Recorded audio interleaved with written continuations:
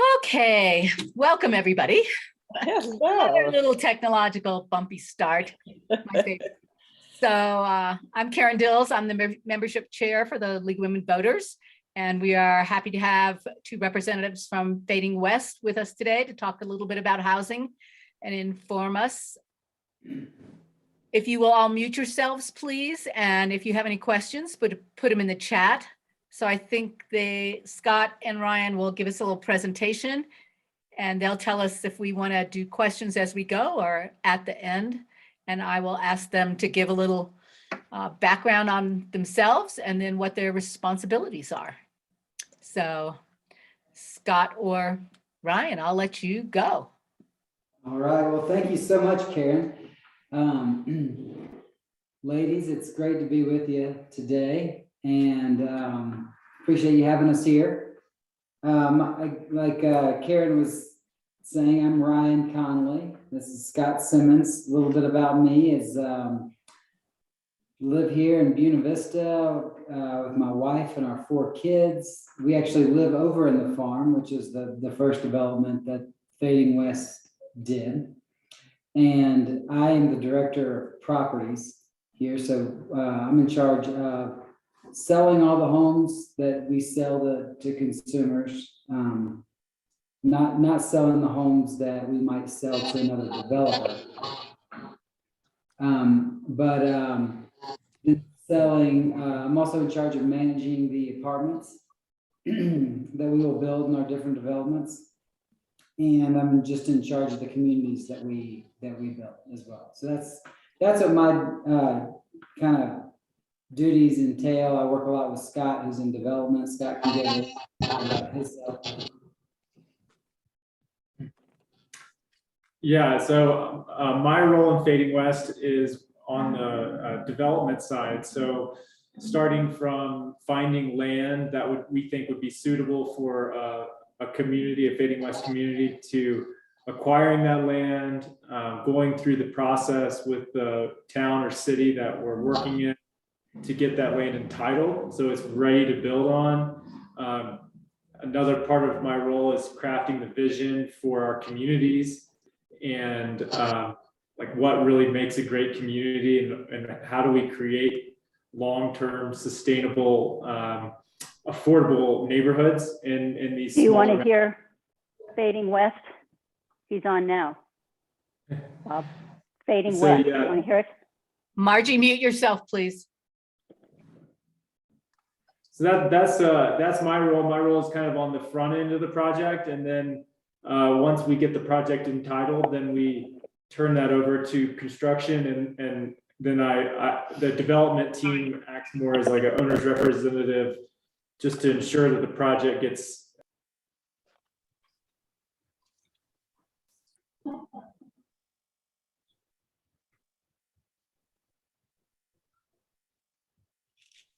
Can you guys hear us? Yeah. Yeah, so those are kind of our general roles. I think we do have a short little presentation we can kind of flip through. I'll probably share my screen and we can start going through that. But I'd say let's keep it informal. If you guys have a question and you want to ask it during the presentation, feel free to write that in the chat or however you normally do that. And we can kind of just pause and talk about the question as it comes up. You don't need to wait to the very end to ask them. But I'm going to go ahead and try to share my screen here. Let me know. You can nod if you see it. Can you see my screen? Yeah. Okay. Okay, good. All right. So this is a picture that was taken in the farm in our first neighborhood. And this is just kind of a great picture because it embodies a lot of the different characteristics that we're trying to create in our neighborhoods. This was not a staged photo. A lot of people see this and they're like, man, how did you get it? It's perfectly staged. But no, this is, I mean, Ryan and I we live in the farm. Yeah. And so this is actually what it looks like. You know, we have neighbors talking to neighbors on the front porch. We have kids playing in the lawn, dogs. It's kind of, you know, these shared open spaces that we're creating in the farm are what really we try to build, and we build community through them. So that's kind of what this shows, is these shared open spaces, and all the front of the homes open out to these green spaces. And in that, we build these great communities, and neighbors know neighbors, so that we just kind of start off with that. Let me see if I can. So when we look at what Fading West is about, I mean, our purpose and mission is really about providing homes for the local workforce, for the firefighters, teachers, nurses. We just think that towns are better and stronger when everyone that works there can live there. This is a picture, I'm sure you guys know, of the BV Strong dinner. And I think that's just an amazing image of what true community looks like, when everyone has a place at the table. And that's kind of what we're trying to create with our neighborhoods and communities. Feel free to jump in with questions. as well. Yeah. Ryan, you want to talk about kind of the farm and where we've been and where we're going? Yeah, so, now we're approaching 7 years since the land was purchased at the farm. And really it started with, this land was just sitting there, and, there was, I don't know if you guys know Dan Cooper, who was here in town. He's moved to the Springs, but he brought some guys together and said, here's this piece of land that's here, and we should do something with it. And, something for housing for the folks that live and work here in Buena Vista. And so Charlie Chupp, our founder and CEO, ended up buying the property just for that, to figure out a way to have attainable housing for our workforce that live and work here. So the first houses that were bought came from a factory in Nebraska. And as we received those houses, and they're good houses, that's what we live in now, the houses that came out of that factory in Nebraska. There was different problems with, everything from how they were built to how they were shipped and all these things that Charlie said, well, I think we could probably do this better ourselves.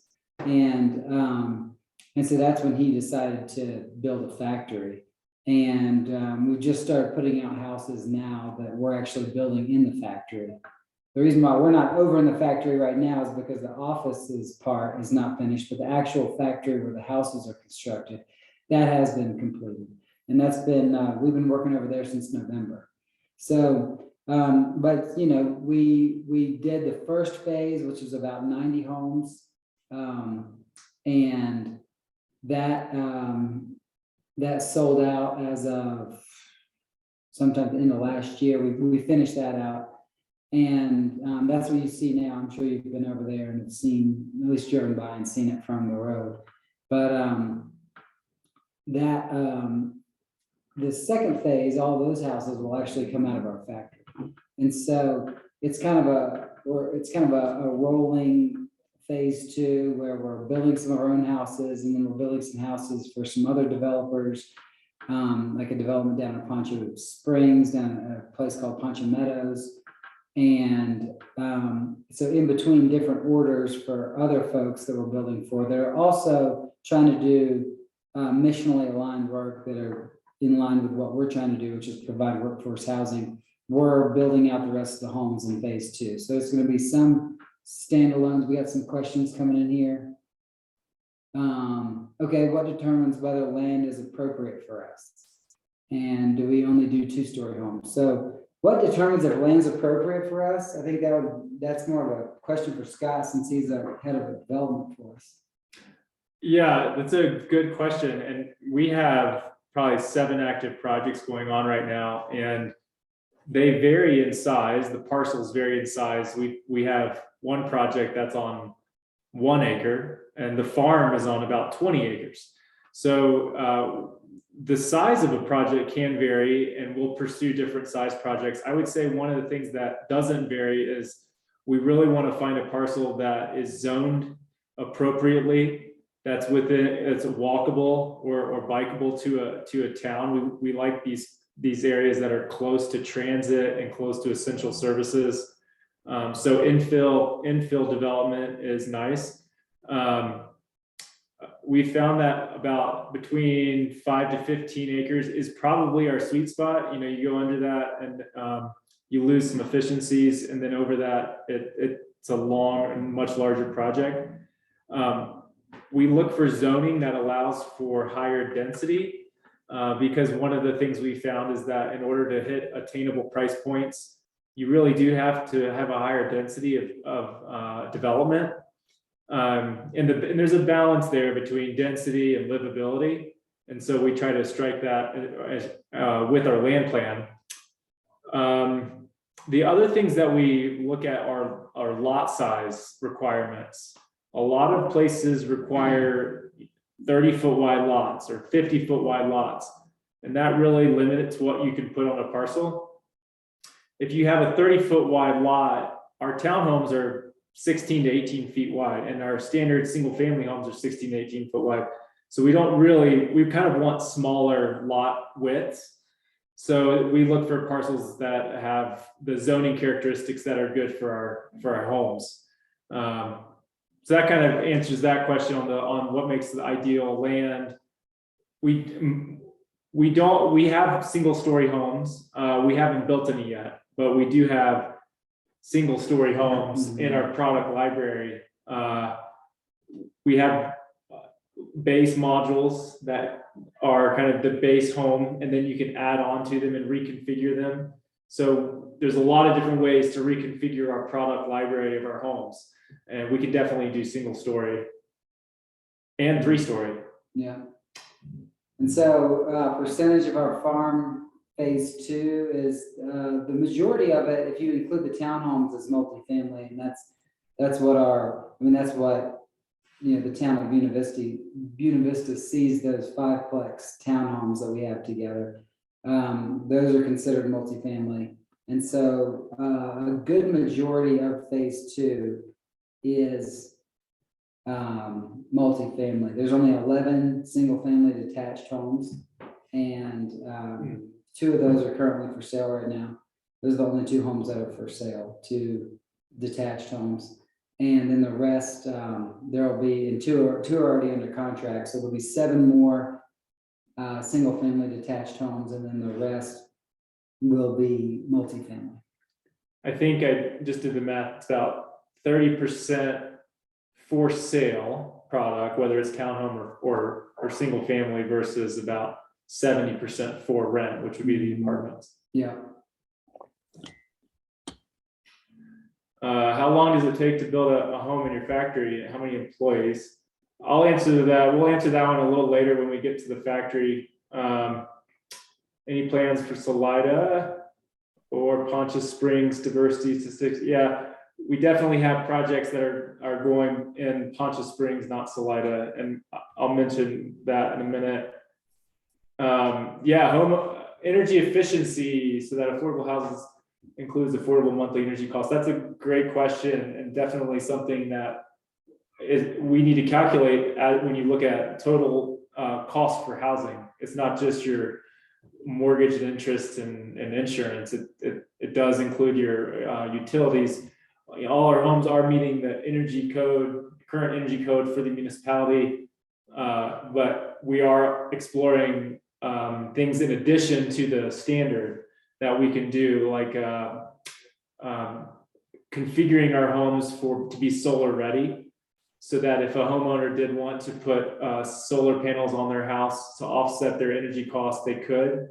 Right now, that would be something the homeowner would do on their own initiative, but we can make those homes ready to be solar by configuring our electrical system so it's ready to go. There are other things like the upgraded windows and insulation that we're looking at for a project in Gunnison. So there's definitely some things that we can consider and probably improve upon as we move forward for energy efficiency. Let's see. I'm going to keep going through here a little bit, and then we'll look at some questions in a minute. So kind of going back to our communities, and really what we want to do is build great neighborhoods that create connections and provide housing. And we do that through providing a lot of community amenities. Like at the farm, we have fire pits, gas grills, pavilions, these open spaces that all the homes front. And these areas are really effective at creating a unique sense of place and neighborhood in Buena Vista. I don't really know if there's really many other places like that. I mean, living there, we've definitely, Ryan and I have definitely experienced that benefit of, you know, having our kids playing out with other neighborhood kids in the front lawns and running around. It's a very bikeable sidewalks and walkable neighborhood. So the goal is to create connections and build these great communities. And I think the farm is getting there. So some of these goals, I'm not going to read through all this. I'm just going to hit the highlights. When we design neighborhoods, these are some of our five top things we look at. One is community, building relationships through the way we design our plans. The second one is long-term attainability. You know, and Ryan can speak to this a little bit, but, you know, we've been learning some lessons on how to build attainable homes through the farm. And tell them about how we first structured it. How we first structured Our home sales. Oh, right. Yeah. So our first, when we first sold houses at the farm, we intentionally kept the prices low. We sold those houses to anybody that came along. And unfortunately, some of those first sales, people were buying them at the lower prices that we were trying to have for, you know, workforce to come in and have an affordable, attainable home for them. And then they were taking what we had artificially suppressed the price with, and then taking those houses and selling them for $100,000 6 months or a year later. Yeah. And then that immediately made them not affordable for everybody else. And so that's why we had to kind of circle the wagons and figure out, okay, so, you know, all of the benefits that we tried to give those first buyers are now gone. They have been captured, you know, all that equity that we tried to help with the first time home buyers and that kind of thing. That's gone. So now the next owners come in and they're buying now at market rate. And so what we're doing in phase 2 is we're taking about 50% of what we're building and selling, and we're going to deed restrict those. And those deed restrictions at a high level are going to be, you have to live in Chaffee County. So you couldn't be buying it as a second home. It has to be your only property that you own. And then the third one, because we are going to be selling each house at about $50,000 reduced from what it would sell on the open market, you can only have a 3% appreciation gain each year. And so we're taking that $50,000 hit, and that's just going straight to out of our pocket as a company. And on 20 plus homes, that's over $1 million that we're just intentionally leaving on the table to attain our mission.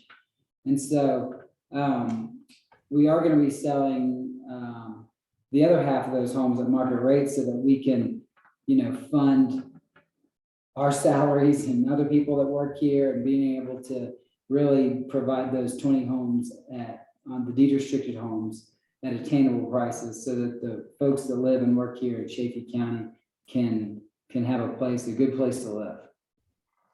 Yeah. And then the last three I'll hit on are the development goals would be safety, a place that's safe for all people that live there, quality shared open spaces. That's definitely one of the core aspects of our communities, is that you create these open spaces, whether it's lawn or pavilions, or, you know, who knows what other amenities will be. They're kind of tailored to the demographic of the neighborhood that we're building, but that's a core value, is to create these quality shared open spaces. And the last one is diversity. We really do believe that we don't want this to be kind of your traditional affordable housing development. It has a negative connotation. You think of basically all low income residents and really a below par standard of living. And we kind of want a diverse group of people, mixed income. So you might have first-time home buyers, or your typical workforce, or a retired couple that's moving in and want to downsize. We think that diversity in a neighborhood really creates a really good sense of place and community. So that's diversity of backgrounds and jobs and income levels. So those are the goals that we look at achieving on any development that we pursue. Just to talk a little bit, maybe before we dive into that, we'll look at some questions. Does the farm have HOA fees? Yep, those are basically $85 a month, and it does not cover trash. So you have to get your own trash removal service, but it does snow removal and the landscaping of any of your space in front of your house, and watering the flowers, replacing the flowers, maintaining the pavilion, gas to the gas grills and the fire pit, and then all the lawn maintenance too, and all those open spaces that we have.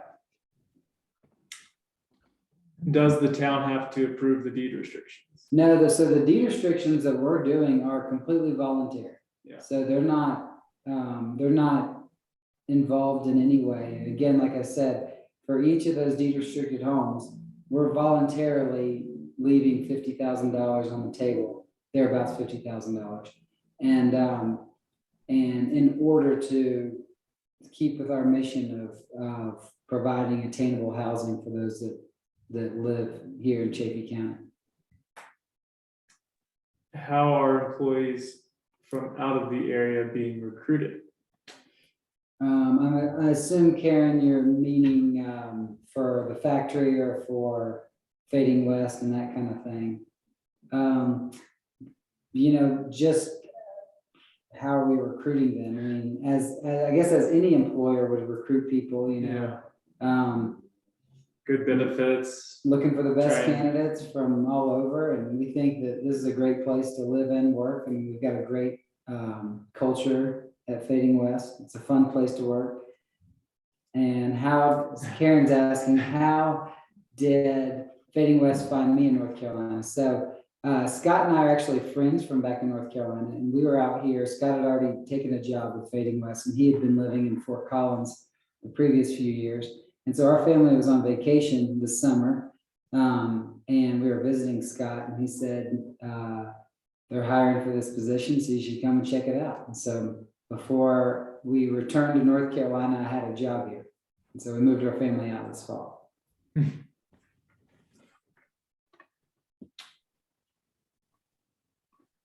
All right, we'll get back to the organizational structure. Yeah, and we'll keep checking the questions. Open no one. What's the average cost of a house? Well, they vary in Yeah. size and depends, I don't know if everybody can see that same question or if that's a direct question. Karen asked, what's the average cost of a house? So we have what we will be selling now will be, and as everyone knows, the housing in Chaffey County has gone through the roof. I mean, I think last year alone, the average house price went up about 36%. And so the cheapest house we have now is just under $300,000 for one of our interior units on the 5-plexes. And then of the ones so that's the cheapest house we have. And that's a little under 1,000 square feet. Then the end units on the 5-plexes, which are called Chavanos, those are going to be, if they're not deed restricted, they're somewhere in the mid 400s. And you can add different things like porches and that kind of stuff. So it really depends on the size, and it depends if it's deed restricted or market rate. Mhm. All right, so continuing on here, so Fading West, when Charlie started this company, he really wanted to try to create efficiencies, not only in how the houses were built, but also how the business was set up. So when Fading West was developed as a business, we looked at a vertically integrated structure that covers all the different aspects that go into building a home. Whether from land acquisition, and that's kind of where it starts. And this is my world, the development world over here. So from land acquisition, design and entitlement, and then we recently just formed a capital partners group that will work on fundraising. Because as you know, development's very expensive. So we have a whole capital partners group that their sole focus is looking at raising the necessary money to buy land, to entitle it and build homes. And after that, we have the building systems group. That's the factory. So that's where we manufacture the homes in the factory. And then once the homes are manufactured, we have all in-house construction that will do all the work to put in the infrastructure and get the project ready for putting the house on a foundation. Once it's finished construction, then that's when properties comes in. That's Ryan's team, and they sell the homes and lease the apartments and develop the long-term community vision for the neighborhood. Here, just this is Charlie Chupp. I don't know, you guys might know, you ladies might know Charlie. He's a CEO, and Micah and Matt. Micah is our COO, and Matt's in charge of construction. Donnie's our CFO, and Steve Oakley, he lives in Colorado Springs. Colorado Springs, yeah. But he comes up 3 days a week. Chief Risk Officer, and Rebecca Courtwright, she's in charge of our lean systems and business optimization. So that's a big part of the factory operations, is this lean value system. And we'll get into that a little bit more. But just wanted to share a couple other projects we're working on. I said we had about 7. Here's 4 of the most current ones. This is a 24 unit project in Gunnison. So it's a 16 townhomes and then 8 detached cottages. This is a project in Canyon City on 11 acres. It's about 200 units, and there'll be some apartments in the white and then some for sale. And you can kind of start to see those green spaces, those shared open spaces where all these homes front these open spaces. So this is a project we're really excited about in Canyon City. We have a project in Leadville that's just getting started, and we're working with a company out of California called Opticos they wrote a great book called Missing Middle Housing, and we're partnering with them to do the planning on this project. And it'll be about 200 units on 11 acres for sale and for rent. And then the last one is phase 2 of the farm. Speaking of phase 2, just wanted to kind of share some visuals about the apartments. So we're looking at the apartments in different modules. So there's a studio, which this would be 1 unit coming out of the factory, and that would be a studio apartment. Or you could configure it with 2 boxes coming out of the factory, and that would be a 1 bedroom. Or you could put 3 boxes together and really create a 2 bedroom. And there's different versions of that 2 bedroom. So we created this kit of parts that we can interchange and move around and configure our apartments so that we can tailor each apartments that we do in all these different areas to the needs of that community, whether it's 1 bedroom units or 2 bedrooms or 3 bedrooms. So we set these boxes on and we stack them. So this is just some pictures from our architecture firm that we partner with, ED Studio. We can stack them, and the farm, the apartments will be about 3 stories, 3-story walk-up apartments. Before we dive into the factory, let's look at some questions.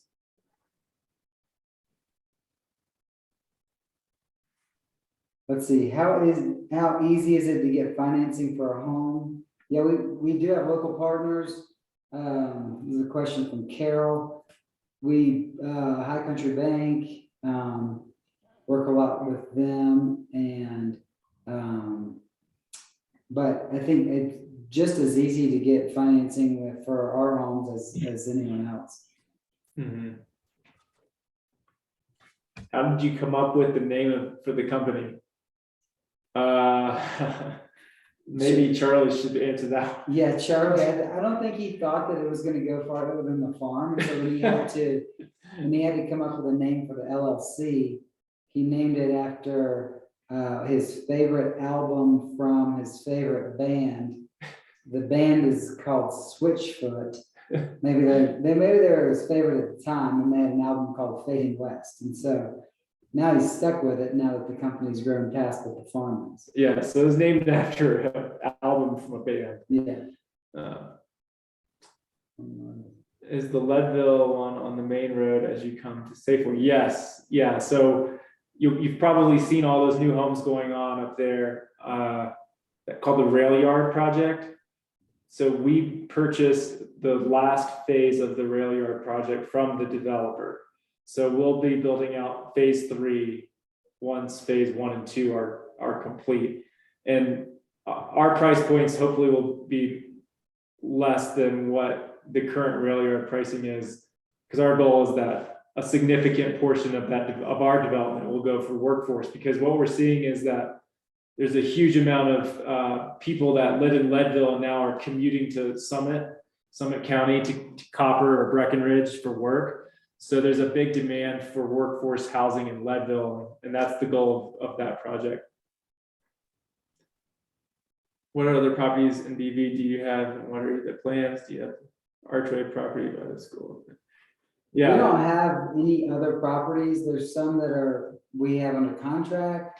But we're still in the preliminary phases. The Archway project, we do have that property under contract, and we're still trying to figure out if that's gonna work for Fading West or Yeah. not. We hope it does. We certainly do.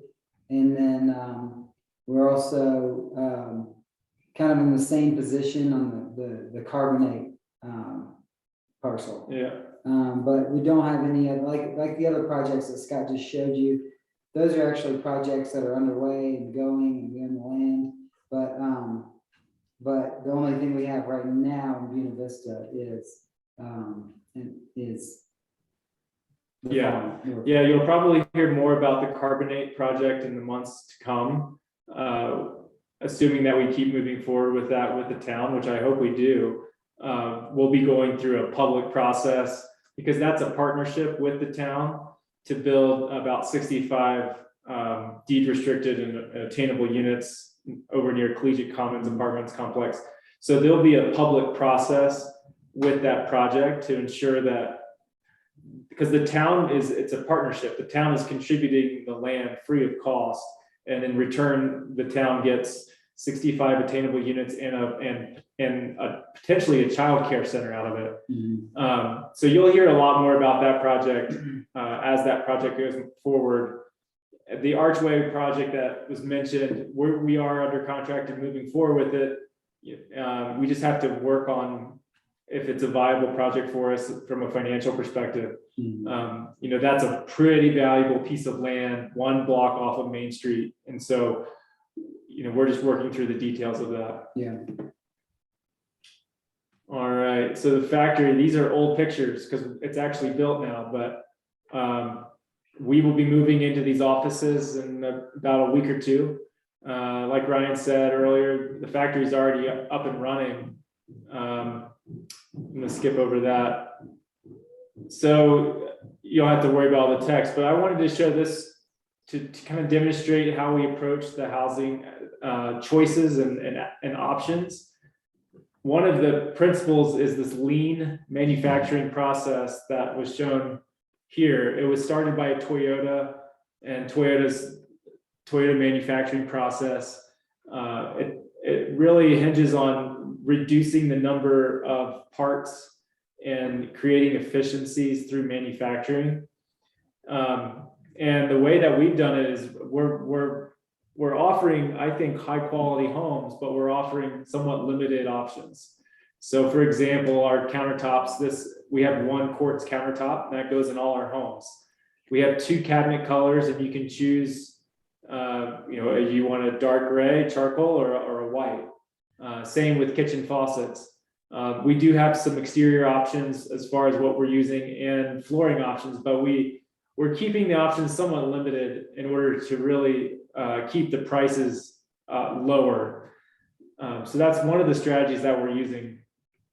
Here's some pictures of the factory up and running. Don't worry about the images. This was actually came from a proposal we put together about building homes. So don't worry about the dates over on the left, but I wanted to show you these pictures because it's definitely showing we have 16 stations in the factory. So there's 16 homes being built all at the same time.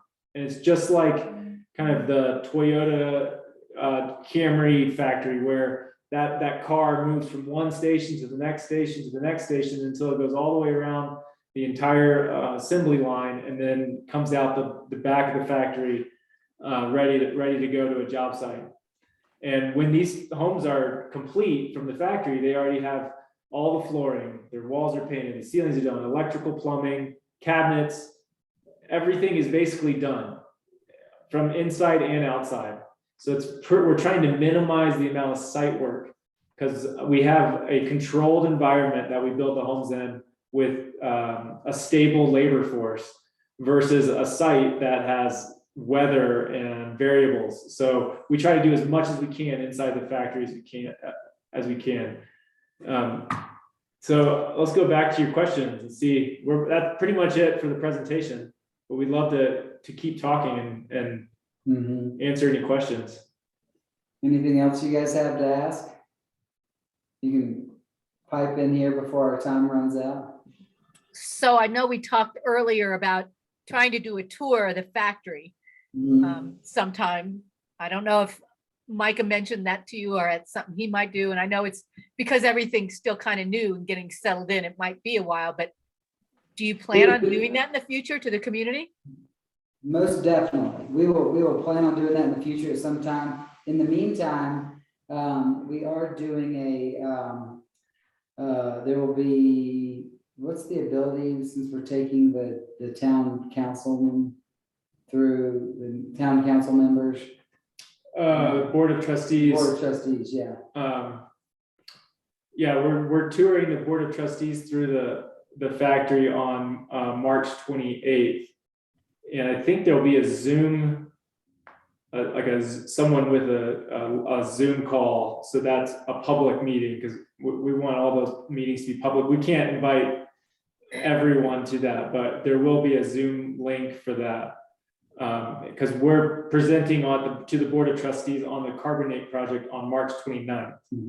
And then after March 29th, we'll kind of get the red or green light whether we are going to continue to move forward with that project from the board of trustees. So March 28th will be a kind of semi-public tour via Zoom link. Will you make sure I can get a link to that, Scott? Yes. Yeah, we'll as soon as we get it from the town, we'll try to send it to you, Karen, and then you can send it out to everyone here. So Carol had a question. Are you following Toyota's quality program, quote, stop the line? I'm not familiar with that. I'm not familiar with that either, but sounds like a good thing to do. What's the material on the exterior made of? Is it wood or aluminum siding or? A product called Diamond Coat. It's a wood product, but it has a baked on paint finish that's fade proof for up to 30 years. So the product comes pre-painted. There's no painting that's done on the exterior of the factory. So we'll put that product on there. It's a pretty good product. I mean, you don't have to paint your house for 30 years. So high quality product. So in some of the fine print, I'm a speed reader. Did I read that you can do a house in 2 weeks? Is that how long it takes to get a house done? Yeah, I think that's the goal. Once it comes out of the factory, and you're talking about in the factory? In the factory. Yeah. Yeah. It should take there's 16 stations, and each station, our first kind of milestone is to move the house every 8 hours through a station. So 16 times 8, that's how many hours it would take. Mhm. Um, But we're still, I mean, we're learning as Oh, we yeah. go along and getting that figured out, but it's, you know, we've already had 2 houses come out of there, and I think we're having yeah, 3 or 4 more boxes come out this week. we're still ramping up our capacity and velocity. So that 8-hour turnover per station will hopefully decrease to 4 hours by the end of the year or next year sometime. But yeah, we want to, they have a saying in the factory: safety, quality, velocity. Safety is the #1 thing. You're always concerned about safety. Quality is the second thing the factory is concerned about. We're not gonna sacrifice quality for velocity, because velocity's last. So velocity will get better, but first we want to focus on quality and the safety and quality. And so do you have to have any experience to work in the factory, putting stuff together? You don't have to have any experience. I mean, we certainly look for different folks that in different positions, but in a way, you know, we've kind of welcomed folks that don't have construction experience, because, Yeah, right. you know, we're seeing this as a different process than the construction. While we're building the homes and we think they're, you know, better quality than what would happen out in the, you know, in the elements. We like to be able to train people in the way we want them to do it, so they don't come in with those, you know, preconceived ways of doing it. I can relate to that. And so Yeah. what's the, how many employees and what's the starting wage kind of for a Mhm. Yeah, we person have- who's in the factory? I think we have about 115 employees now. Wow. About 75 of them are working in the factory floor. You know, the starting wage for a factory floor worker, I believe is $18 an hour, and that's if you have no experience. Yeah.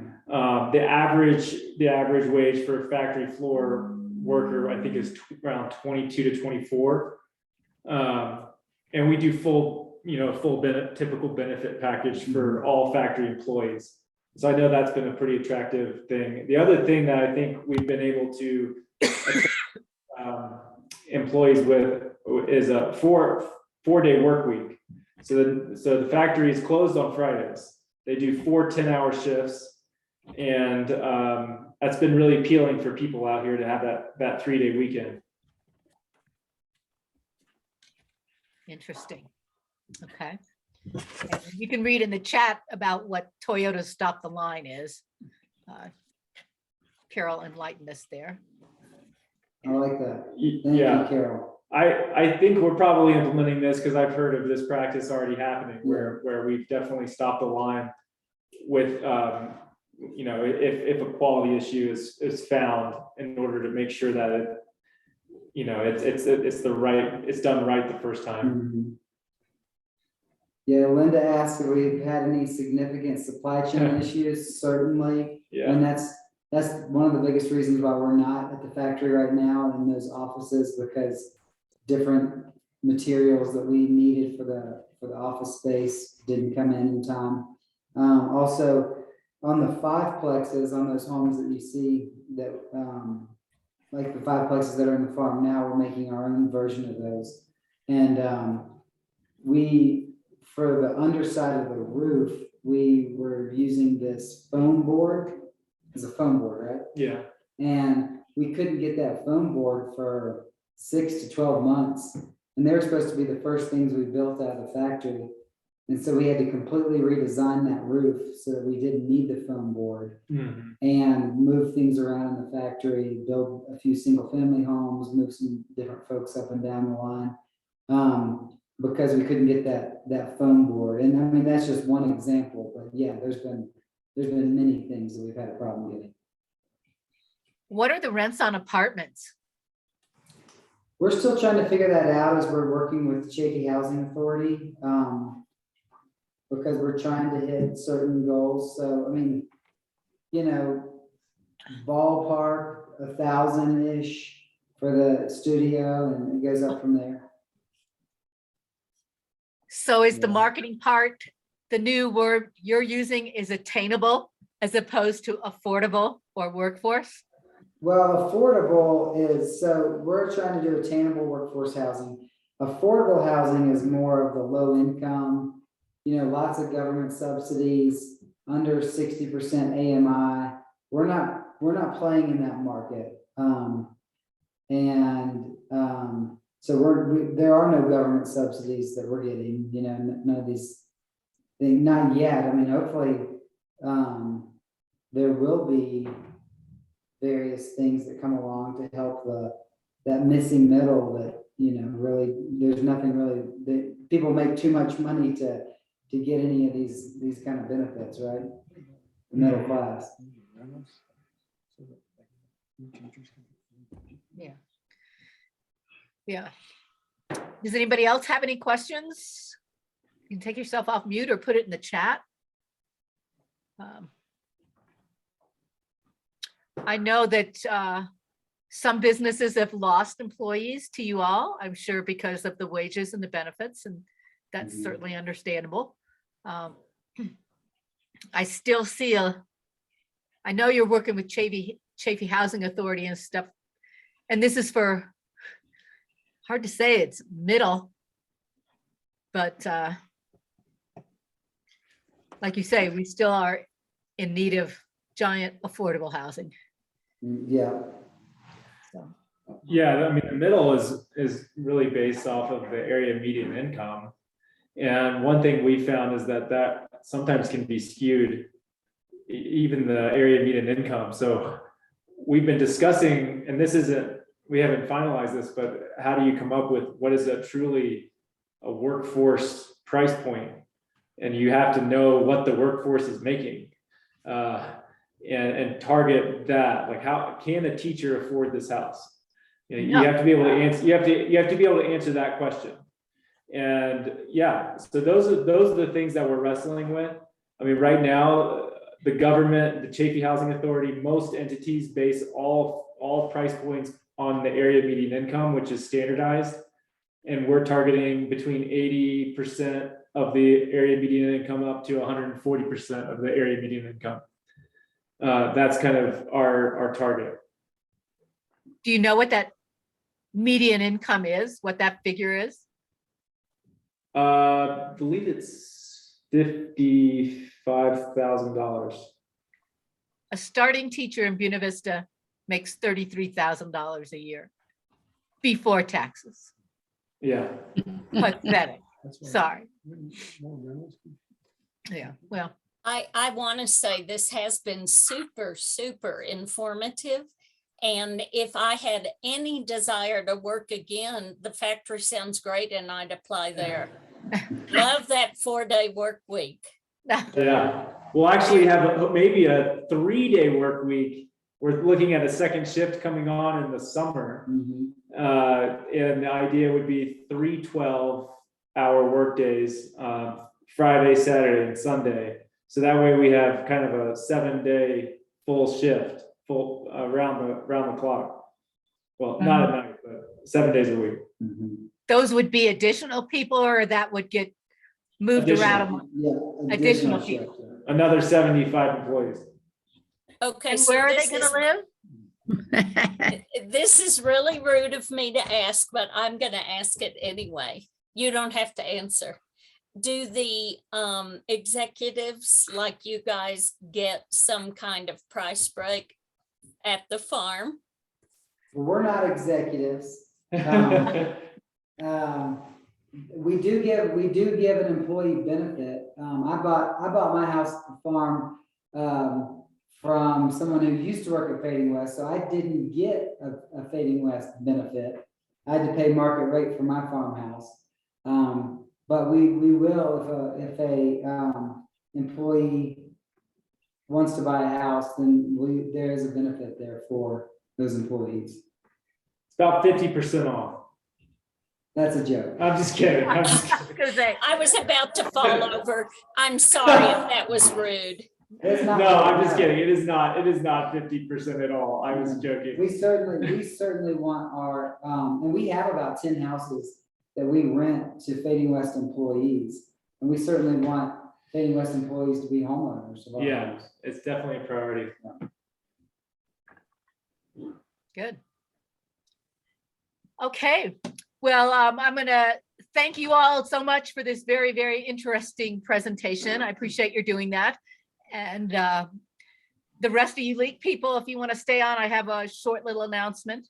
And please send me that link when you got it. And will I see you guys Wednesday night at pickleball? I don't think so. I think I filled up. Bummer. I might be there, Okay, probably. all right. All right, All right. thank you. See ya. I'm gonna stop the recording. Did you say